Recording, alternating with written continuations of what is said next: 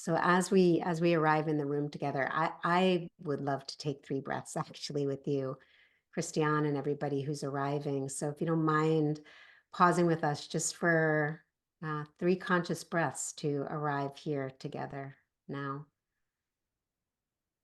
and land wherever the spot is where you are.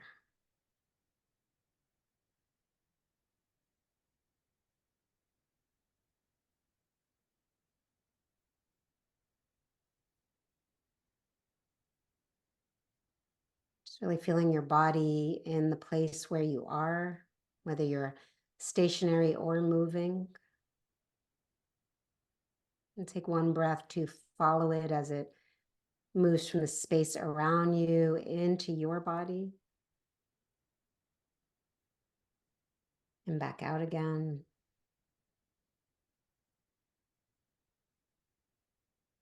And coming into the here and now.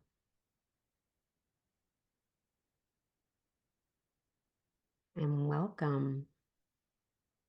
Welcome, everybody. I am really happy to be here with you all, and especially hosting our dear friend, Dr. Christiane Wolf.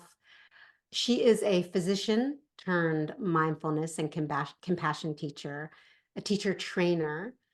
She's an author and a speaker. And before becoming a full-time mindfulness teacher, she was a OBGYN specializing in oncology work in this area in Berlin, Germany, where she also received her PhD in psychosomatic medicine. And all of this has lent to her deepening her understanding and expertise in chronic pain, in which case she wrote, she wrote and produced this really wonderful, wonderful book called Outsmart Your Pain. And it's mindfulness and self-compassion to help you leave chronic pain behind.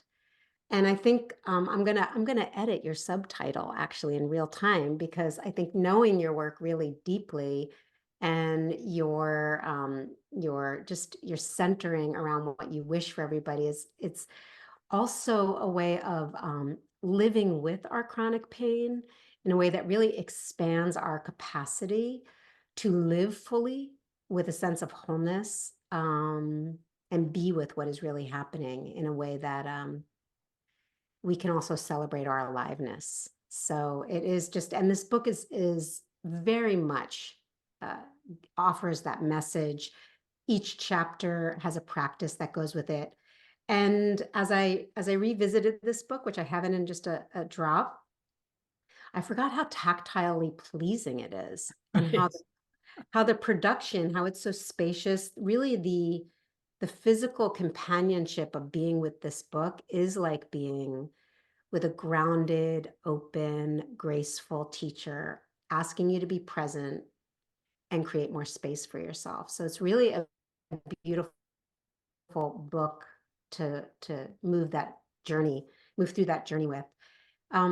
Christiane is also a senior teacher in the mindfulness-based stress reduction lineage and community, and a supervisor for the Center of Mindfulness at the University of Massachusetts Medical School.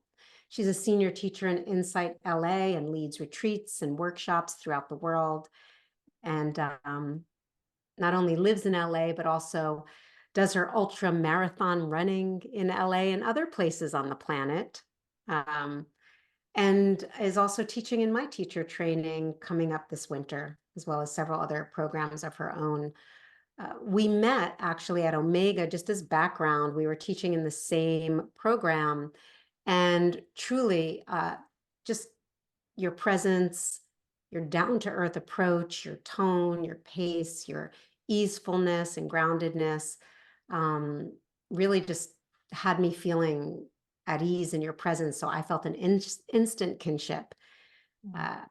And yeah, I'm really excited to be here today and talk more about your expertise, specifically around how you're working with chronic pain. Although you could talk about so many different topics of working with our body and mind through mindfulness and compassion.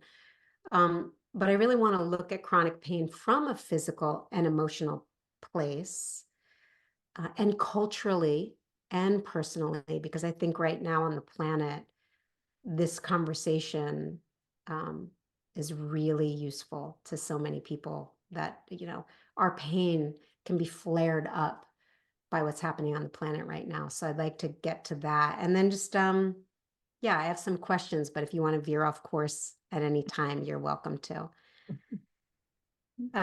Before I begin, anything special you want us to know before I launch into the questions I prepared? Yeah, I mean, maybe just, and first of all, thank you so much for having me here. When we just chatted before, I was just like, oh, we should just have coffee. So it just feels so natural to be with you. So thank you. That's a really Yeah. great joy. And then, of course, like talking about this topic is very dear to my heart. And maybe just one thing, because that's a question that I often get, that people say, do these teachings also apply to emotional pain? And yes, they do. Yes, they, Yeah. yeah. So that's Yeah, a, I'd like to dive into that quite a bit because who do we not know? Who do we not know that's not in emotional pain? And especially if not at some point in the past month, season, year, 3 absolutely, years, absolutely. today, Yeah. day Yeah. right now. Um, and I also just want to preface this, for those of you who may think outsmart your pain, how am I going to outsmart my pain? I just really want to begin by saying, um, this work is really rooted in not covering up pain, not replacing pain with a positive thinking, but really learning to be in partnership in a lot of ways with our experience. And I'm going to start on a positive note. Well, it's all positive, but I'm going to start on an inspirational note of a quote that I've used many times in my therapeutic teacher trainings. And I just love it every time I read it. It is your ability, and sometimes you see it written as your body's ability, but I'm going to say your ability to heal is far greater than anyone has led you to believe. Your ability to heal is far greater than anyone has led you to believe. And I know I see that this in my work all the time, and I know you see this in your work. But we have this collective intention to get away from pain and this sort of cultural perspective to fix it rather than heal. And you have said or written, I've collected so much of your work. I'm not sure whether you've said it or written it. So uh, this is your ideas that you have put forth. You wrote, we acknowledge pain is real, but the story we build around it can memorialize it and make it feel fixed and unchangeable. But we can discover that change has more plasticity to it than we may assume.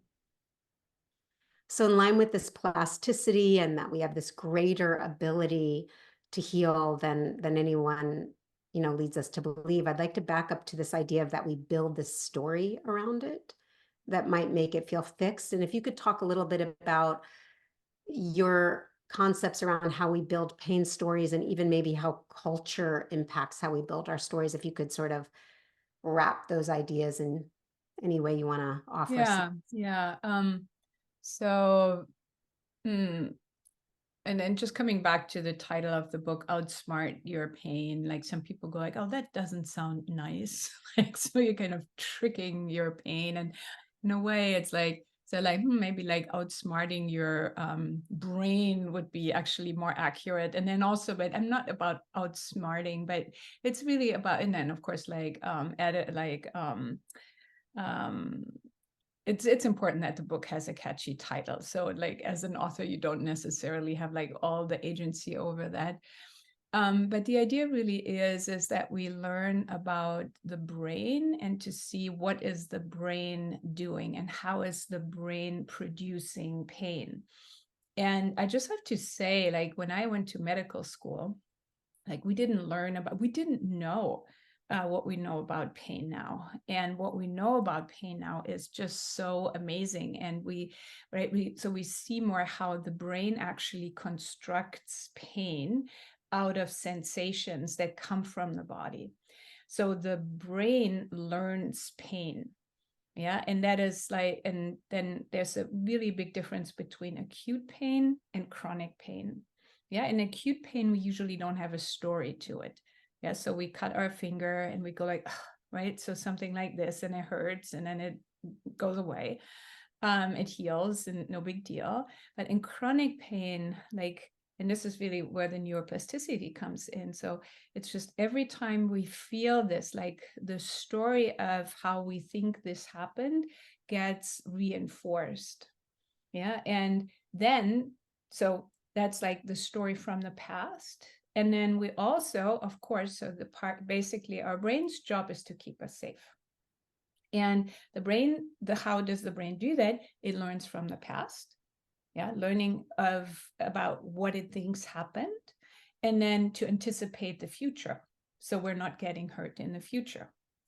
And that is so when then we have what we call rehashing and rehearsing. And every time we do this, and the more anxiety or the more concerned, the more worried we are about what happens, like something is wrong with me, I don't know, they don't know what it is, right? So all of this, like, keeps our system really agitated, and so our brain will latch on to stories and then keep repeating them. And so then the story is built, and we have like, yeah, like every time I have a sensation in that particular area, let's say my lower back, like immediately there's the story of the past, like why did I, or why didn't I, or why did this happen, why didn't that happen, a mistake, and right. So that just comes rushing in with all the feelings that we have around it. And then of course, like, okay, like now my back is hurting a little bit, and I have this trip planned on the weekend, and the last time this happened I had to cancel it, and it was devastating, right? And so all of that comes on top of what, like, sometimes a very tiny sensation. Yeah, because the brain immediately goes like, wait, right? You need to know. And that that on a basic level is how the brain creates pain. And unfortunately, the brain, trying to be really, really helpful, tries to get better and better at detecting pain. And that is what a lot of people with chronic pain will report, that like they get more and more sensitive to stimuli that in the past might not have been painful, and now they are. Yeah. And so Yeah. it's like Can you so. pause? Can you Second, pause on yeah, that of for course, one moment? yes. Because I've heard Yeah. you say that before, and I think that that's a really interesting point to pause on for a moment. Mhm. Um, that you said that people with chronic pain get more sensitized to pain. So they begin to feel something is really painful, Yes. which before they may have not Yes. felt it the same way. So, Yeah. I heard you say that before, and I was wondering if you could just elaborate a little bit more, like tell a little story about that. Like, and is that the same as negativity bias? Is that the No, it actually is not. No, no, no. There is really something, again, it's almost like our sensitivity is dialed up. Right? So there's this filter. So again, like sensations come in from the periphery. And what is really interesting is to know, and a lot of people don't know this, is so probably people have heard about nociceptors. Yeah, so nociceptors, usually that's translated as pain receptors. But noci actually doesn't mean pain, it means danger. So what comes in from the periphery is information. And then basically that is presented to the brain and says like, look, something is happening here, which is like why mindfulness is so amazing. Basically, the information says, pay attention. Hello, brain, pay attention to this. But then it's the brain's job to figure out if this is dangerous or not. Yeah, and given the past, like the experience, your lifelong experience of your brain, and what we know now is also like transgenerational patterns of pain and trauma, and all of this like plays into, right, that some people are more or less susceptible to pain to start with, just as a system, as a nervous system. Yeah. And then let life happens and the environment happens and our culture happens. And yeah, so like, and this is why we end up with our like personal sensitivity to pain. And then once like something has been kind of started rolling, it's like almost like a snowball. Yeah. So start rolling as pain, it not always, of course, but it can become bigger and bigger. And they're like, so I'll give you an example. They're like really well researched studies where they you put your arm on a table and then you have like a screen here, so you can't see what they're doing with your arm. And they do that with people who have chronic pain, and they do that with people who don't have pain. And then they just expose your arm to different stimuli. So they use like a cotton swab, and they use like a Q-tip, and they use a toothpick, and so these things. And you say like, is this painful or not? And they found, that with people with chronic pain, they are, in general, of course, doesn't say anything about the individual person, right? What they say is they are more sensitive. Yeah, so for like, if I might like, I don't have chronic pain, and with a toothpick, it's just like, oh, there's just like a little bit like sharp, but this is not painful, might be quite painful for somebody who suffers from chronic pain. Wow, yeah, it's so interesting. Yeah. Yeah, they're called nociceptors. I just saw that Yeah. came in chat. And That I also heard you talk about interoception, and we're sort of like hitting all the concepts first, and then I guess maybe we'll go deeper. But let's just do Yeah. that one. Let's do that one too. Specifically, if you could share a little bit about the MRI. You had talked about the MRI studies with the part of the brain that shrinks. So that's so interesting that there's higher sensitivity, Mhm. but actually lower true awareness. Yes. Yeah. So what they also, I mean, like it's quite amazing what we can see like with MRI studies, or like where the neuroscience is at this point. Is so they found that so they did a study where people came in with new lower back pain, and they did an MRI at the start, and then they followed the people, I think 6 months, and then for some people the lower back pain resolved, and for some people it didn't. Basically, like, so that's one definition of chronic pain, is if like pain has been more or less consistent over 6 months, it's considered chronic pain. So they do it again with the people who have now chronic pain. And what they find is very interesting, that there are some areas in the brain that have shrunk compared to when they started. And they have not done it in the people where the pain resolved. And what is really fascinating is that these areas, they actually have to do with how we feel the body.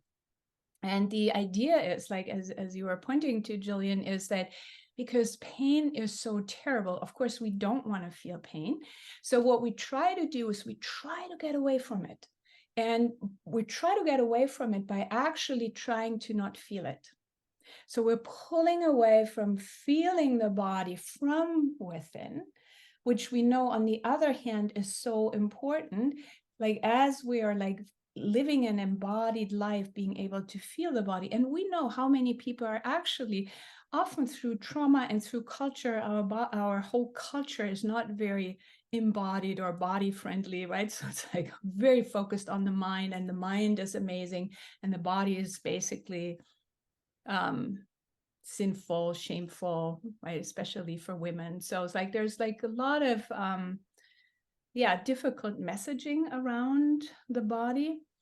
And so what happens is that here that we're feeling the body even less.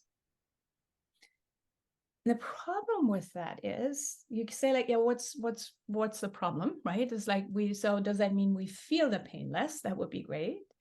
Unfortunately, that's not what happens, because so two things happen. So one is when we stop feeling the pain, really feeling the pain, like turning towards the pain and going in, we also stop feeling the joy.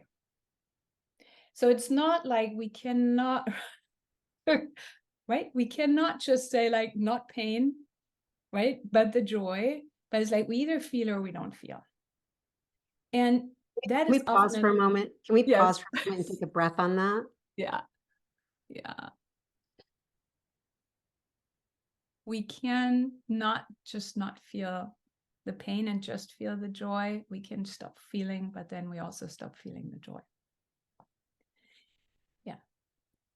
And so, and that is actually a really good motivator for people to say like, okay, I'm willing to learn how to go back in and to see what is actually there. And that is the other thing with the pain is, so the thing is we pull away from the actually feeling the pain. But then what happens is we get stuck in the story. Yeah. In the brain, as we said earlier, the brain has a like very clear story about the pain, how dangerous it is, and where it might lead to, and all the like all of this, right?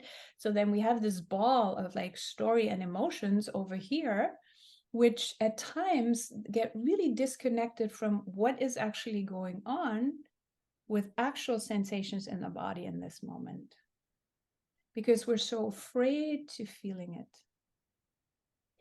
And then like a typical thing, or often what happens is, so people will come and they will say the pain is always there. And I go like, okay. So, and then let's try to actually feel the sensations. Yeah. Just see like, what is it like now? What is it like now? Where is it? How big is it? And of course, to do that in a safe way. Like we never want to overwhelm ourselves, right? So can go in and out. But very often people go like, oh, when I check and I feel, I realize the pain is not always there. Or it's not always as bad as I believed it was. Because I have only basically ever been forced to feel the pain when it was really bad. Yeah. So my mind goes, well, every time we feel it, it's really bad. What the brain is not telling us, like we've never felt into when it wasn't there. Never felt into. Yeah. Yeah. Yeah. Yeah. I just pause here. Otherwise, I Yeah, would yeah. like, Pause here because I want to unpack this quite a bit. So first of all, you said something magical in there. Um, so I know it's interesting. People listening who are coming through my work are exposed to a lot of teachings in the lineage of Pema Chodron and Thich Nhat Hanh, and people coming because they saw we're talking about chronic pain are coming for tools and techniques. But you said something that brings these both together in that if we can't be with the pain, we can't be with the joy. And we're now pointing also to the science of that with that MRI, that literally our capacity to feel into our experience, you might know the term as interoception, it shrinks the more we have a relationship to avoiding or suffering or not going into the pain. And so it's that teaching that Thich Nhat Hanh is deeply embedded, that suffering is not enough. Suffering is not enough. We must be able to see joy as well, whether it's the sunrise or yes. the baby's face or the flowers, or like your run this morning that you talked Mhm. about, the beautiful light in our pre Mhm. conversation, and my time in the sauna. You know, that both are true. So this brings me to language that you use often in your teachings, which is how pain and suffering are not the same. And this is at the heart of all spiritual teachings. It's at the heart of all of our life lessons. And you use this beautiful equation to talk about it and to make it a more usable concept in working with bodily pain. Can you tell us the equation and a little bit Yeah, how you apply it? yeah. So This is by the my colleague Shinzen Young. He came up with that. He loves mathematics and physics, and is a spiritual teacher. And he said, suffering equals pain times resistance. And what's really important is, so like usually or often we use pain and suffering interchangeably, but here we use it differently. And here the idea is that pain is a constant in life. Yeah, so like if you have human life, you will have pain. Not all the time, but there will be pain. And if you're not in pain, then just look around, right? Look around. Like there's plenty of pain. So, right? So that is just something, okay, so that's just part of being human. And then what we want to look at, and we can look at that because we actually have agency or some agency over our relationship to that pain. And then I often say, and then I can ask that here. So if you're in pain and you have, you're really resisting that pain, or you're very afraid of that pain. So usually like resistance and fear, right? Like very common. Then do you end up with more or less suffering overall? Of course, more. Yeah. The more we are resisting an experience, we can't change it right now. If you can, please go ahead and change it. Like we're never saying just stay in the pain just because of the pain. Can change it, go change it. But if it is here, then what are your options? Right. And then if you same pain and for whatever reason you're just not as worried, or you just go like, oh well, just is the way it is right now, then what happens to your overall suffering? It goes down, doesn't it? And that feels very empowering, actually, because we have ways how we can work with resistance and how we can work with fear. And just honestly too, because it's like in our experience, like pain, it's all lumped into this big unwieldy ball that feels totally overwhelming. But if we can go in and really be aware that like these sensations are actually not the same as the resistance, or fear as fear of the sensations, that's a different animal. And then we have actually practices how to be with or work with fear or resistance. That means we actually always have tools to lower the suffering. Yeah. Yeah, there's lots of science on using name it to tame it modalities in insight meditation or Vipassana, where for those of you listening, it means like if you're meditating and a thought comes through or an emotion comes through, and rather than being in a conversation with that thought or emotion, you might label it as thinking, or you might even label it as the type of emotion it is: sadness, grief, anxiety. And anyone who follows my work knows I suffered from, I don't know, maybe it's, let's see, I was 30 and I'm like 30 years ago, maybe. Is that right? No, 25 years ago. Severe panic attacks and anxiety. And one of the tools I used was fear is here and anxiety is here. And that was transformational. Transformational. And they show in science that in labeling it, it inherently sets up the neurology to flow and move and grow and evolve with it, rather than to create a more fixed situation. So are you saying also that when we go in and feel our pain and identify it as tingly or hot or small or large or throbbing or sharp, that labeling and experiencing the qualities of the feeling of the pain, does that inherently change our not only our relationship of suffering, but does that also change sort of how our brain relates to the pain? Yes. Yeah. Because if you're right, so a sensation is just a sensation. So pressure is just pressure. Or hot is just hot. And it's only in the context that it is bad, right? So it's something that we add on top. The Because we meaning we put also on it. have experiences like, so anybody who has ever had like a really intense massage, like Thai massage, right? Which is really like very unpleasant at times, but it's like, but right, we're not suffering. Right. It's just something, or like Acupuncture.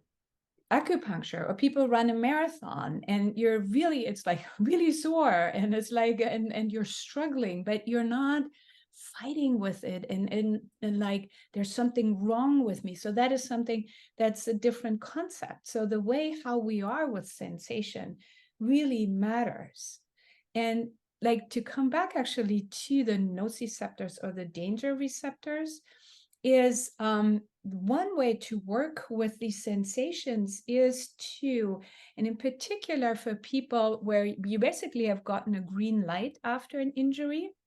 So back pain is very typical, right? So where the doctor says like, or like whatever, you had knee surgery and the doctor says, your knee is fine again, so just keep working out again, but it still hurts. So then to basically go in and notice how your system still reacts to the sensation as if they were dangerous.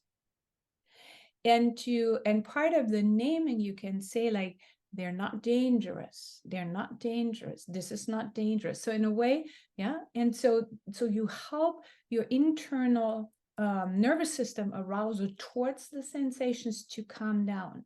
And that seems to have like really, actually there's really great research that can be helpful to the point where pain can disappear, because your brain can learn pain from memory.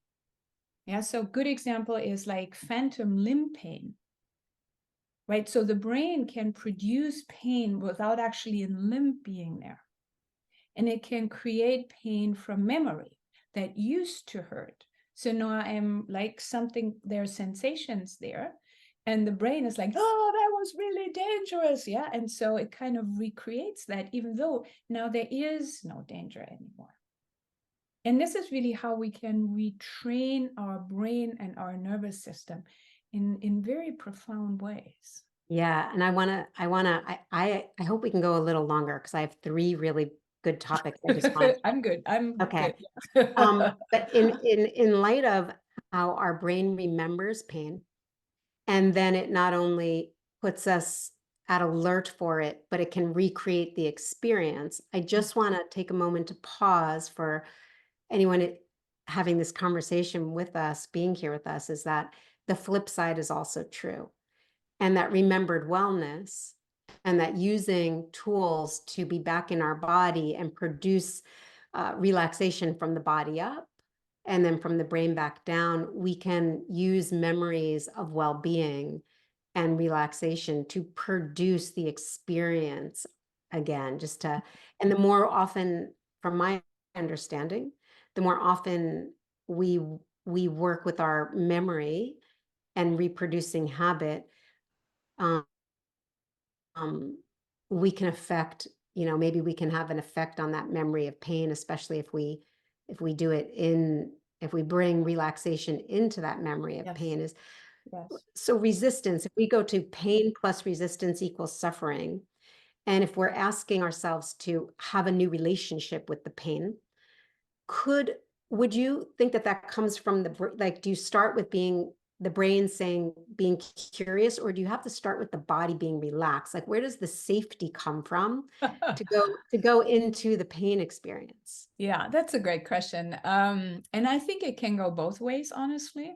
And so I think the core question to start with is to ask yourself, or to learn, what is the state of my nervous system right now? And then what do I know helps my nervous system to calm down or to relax, right? This is like the practices. So like what you're teaching is, and then, right? So if I have a stronger foundation of that, then I can go into anything more challenging, right? Because there's more of a buffer there. So when I'm like, right? And this is really where the overwhelm comes in. It's just like there are times where you don't want to do this kind of work, right? So you're tired at the end of the day, you had a really rough day at work, right? You're worried about whatever, I don't know, your mother-in-law is sick, right? So then maybe that might not be a good time to do like some really like diving into the pain work.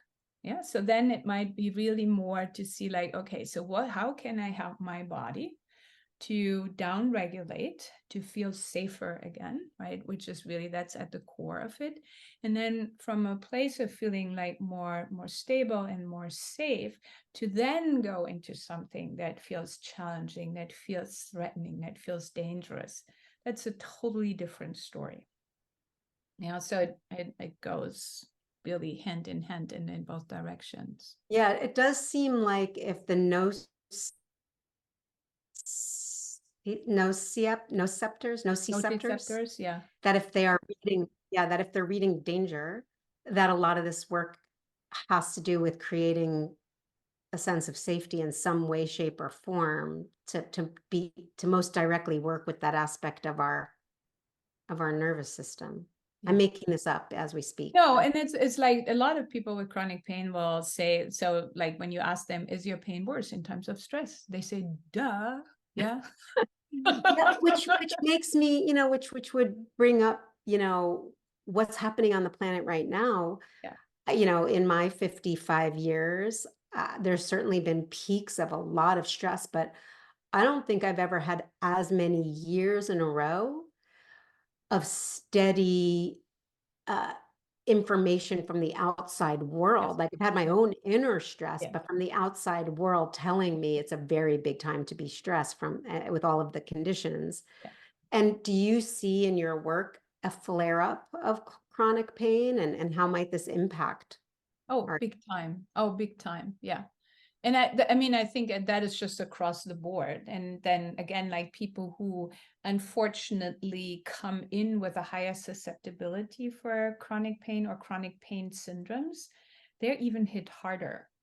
Yeah, because they're already, right, so that is their life story, and then they're now in this like environment that is like, if you think about it, we were not built to be an environment where we get information from all corners of the world in real time with pictures, right? This is like and then mostly really terrible pictures, videos, violence. Yeah. And so I think so part of at least like what I'm teaching is, so like in the Buddhist tradition, it's called guarding the doors of the senses. And it's a really important practice to say like, you pay attention to what comes in through the sense doors, like, and the influence, the impact that has on you. Yeah, so for example, I'm not watching news anymore, just because I can't get pictures out of my head. I know this. I'm very sensitive, and I have been for a really long time.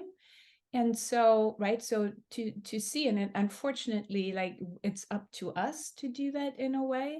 And I'm really worried about my children because they're not doing that, or not doing that in a way that I think would be helpful. Right, so we'll still see what that does to their brains down the line, but what we see is just like depression, anxiety, suicide, like all, especially in the young people, are through the roof right now. Yeah, and Yeah, so I think so our work is so important to say like, we need to pause. Yeah, we need to be aware. We need to see what is that doing to us, and not in a way that we're just living in our, I mean, we do live in our little bubble, let's just say it, right? So that's just yeah, that's just where we are, but it doesn't mean we're not caring, or we're not paying attention, and we're not helping where we can. And we also, I think, need to be like really more clear with like, as like where we can make choices, what comes yeah, in. yeah. And that also helps us probably be more of service directly in our environment. How the sort of teaching that's resonating with me lately is like, how do you make an impact? Like, pay attention to the garden you are taking care of right in front of you. Yes. and right in your proximity. And so you do say we're living in a bubble, and I agree. And there might be a way of guarding the senses that enables us to have less overwhelm and therefore more Yes, caretaking of exactly. our immediate garden. Yeah, And if we all took care of our gardens, yeah, we'd have a much more flourishing landscape. yeah. And, we might not be able to make an impact, 5 gardens away from us, but if everybody's doing it, then the gardens can feed each other in a more holistic way. So I love that idea, and thank you for that. Two more things I really want to just make sure we pause on. And one of them is this idea of letting go. And I know I just want to preface this, however we get into it. I know that I want everybody to understand that this work is not about overriding necessarily, unless for the small moments of tools where that becomes an important aspect of survival, if that needs to be. But the length of the practice, the longevity and the life of the practice is learning a new relationship to.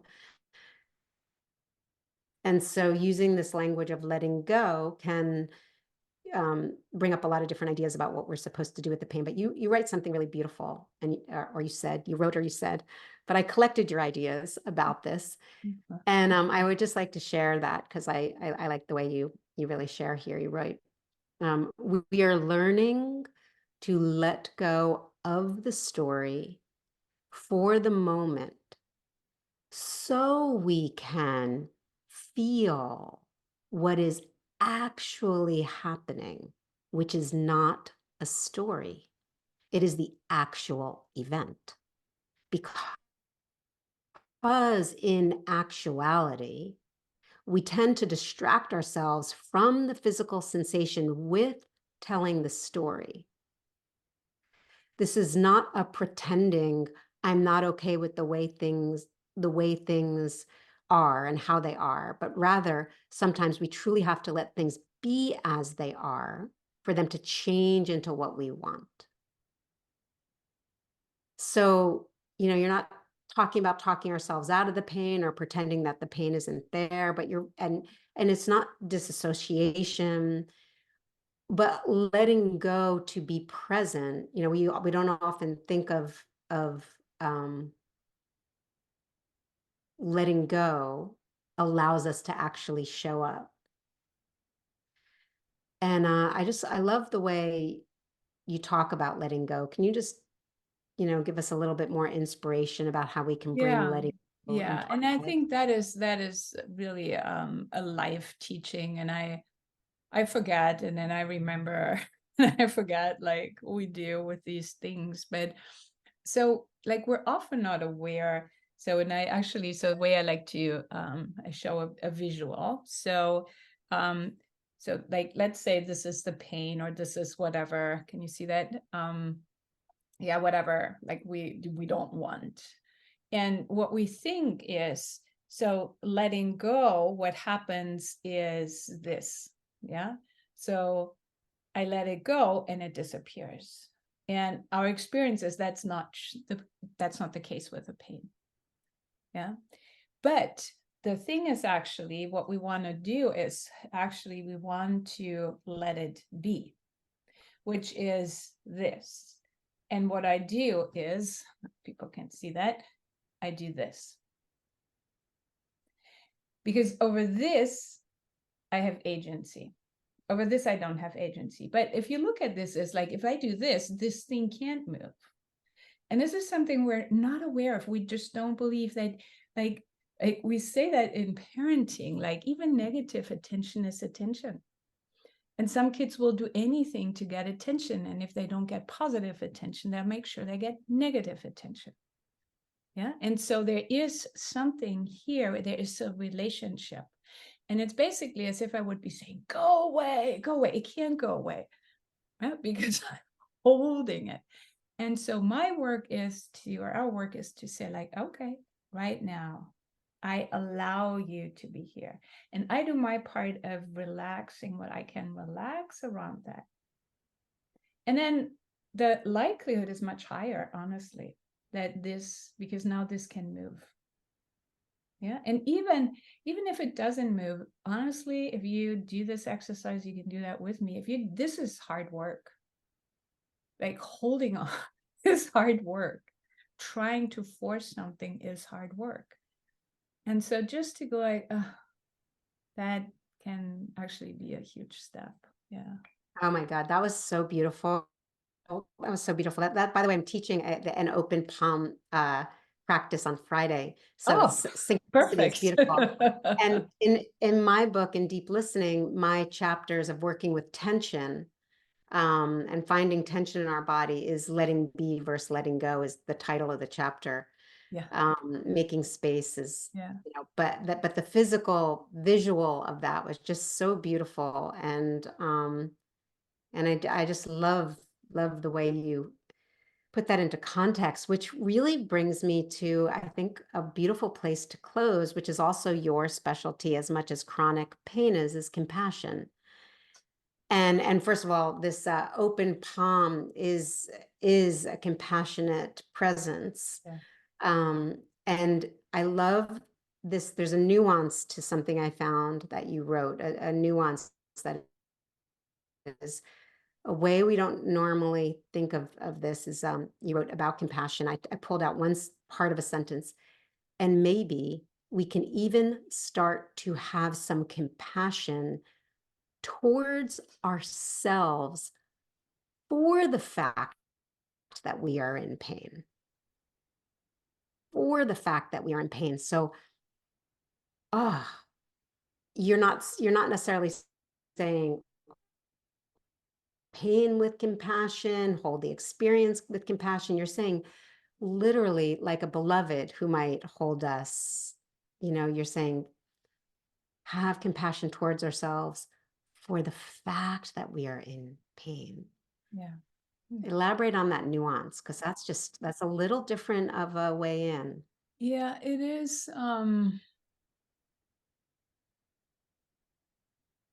Yeah, compassion can be quite complicated when it is with ourselves. Yeah, so most people are really, it flows very easy with like friends and loved ones. And with ourselves, we get very, often very stuck. And we haven't learned that we can be kind to ourselves. And that is a deep practice in itself. But so the fact is just like that we're not doing anything, but just actually to pausing and say like, it's really hard to suffer from this pain. Yeah. So just that. It's just that you don't have to do anything. It's just like, oh, it's hard. This moment is hard. This is like, I need to deal with this. This is hard. Just to acknowledge that and like, you're doing this, I'm doing this. So we're like, we do this automatically now, right? So we use our hands for just like, we let this animal body know. It's just like, oh, yeah. So it's like this supportive touch, which often actually goes way deeper than anything that we say. Just to turn, right? To say, like, oh, sweetheart, I'm so sorry. Yeah. And it's a Yeah. being with, it's not trying to fix anything, change anything. It's just stating the truth. And in a weird way, that feels good. Yeah. To have that acknowledged. Because often what I notice is like from this, like, oh, I don't want this, I don't want this. And if I say, like, oh, this is really hard, something in me almost relaxes and says, yes, it's really hard. Just like Yeah. we would with a friend, right? Yeah. And I want to ask you, because I'm sure you've met this person, uh, the person who believes if they give themselves compassion, it means the pain has won, Yeah. or Yes. they're weaker Yeah. than the pain. Yeah. I might say that also, yeah, go ahead. What do you say to them? Yeah. I mean, so the easiest way to work with that is to say, like, I'm not asking you to say, like, I'm have compassion for this pain forever, or like I let this pain be here forever. But can you just do it for right now, just for this moment? Because fact is the pain is already here. And whatever you're doing right now does that make the pain go away? No. Yeah. Otherwise, we wouldn't even have that conversation. So how about if you allow yourself, and again, like what we're doing is we're taking back our power. Because if the pain is here and I'm trying everything and I can't make this go away, this feels very overwhelming and can lead to hopelessness. But if I say, okay, pain, I rather wish you weren't here, but since you are, I allow you to be here. And I hold you with compassion and say, and it's hard to be with this just for right now. And that is usually doable, right? Because you can't argue with that. Yeah. It's just like the Yeah. proof is in the pudding. You can't make it go away. So try something else, which is really what we're trying to do. It's just like, if you can make it go away, do. Yeah. But if you can't, how about trying something really different? Yeah. Yeah. And for those of you who are not used to having self-compassion, or for people who aren't used to having self-compassion for themselves, even just placing their hand on their heart, like you mentioned a moment ago, um, there's some science behind that. I think the heart math, or I forget who I read did it, but the physical touch of putting your hand on your heart does help send messages to the brain to calm and help you be present, in which case you'll naturally start to have some level of expression of supporting yourself or compassion for yourself or holding yourself. So I love the hand on the heart cue. So thank you for that. Um, yeah, your work is just beautiful, and it's so down to earth, and it's so practical and accessible and friendly and real. And what resonates with me and makes me feel so comfortable with you is it's experiential. It's not about jargon or anything that gets, like, you don't have to get the idea of it. You're invited to get into the experience of it. Mm-hmm. And that's the best way for me to learn. So I really appreciate your approach that way. Yeah, thank you. Mm. Is there anything you want to close with that you'd like to share? Any way you want to sum up anything we Yeah, talked? actually, one thing I was kind of thinking of that earlier is, so like, yes, like our job is to tend our garden. And I also believe that, like, on a bigger picture, is like, right, we're all interconnected, and it's like this cosmic soup that we're all swimming in.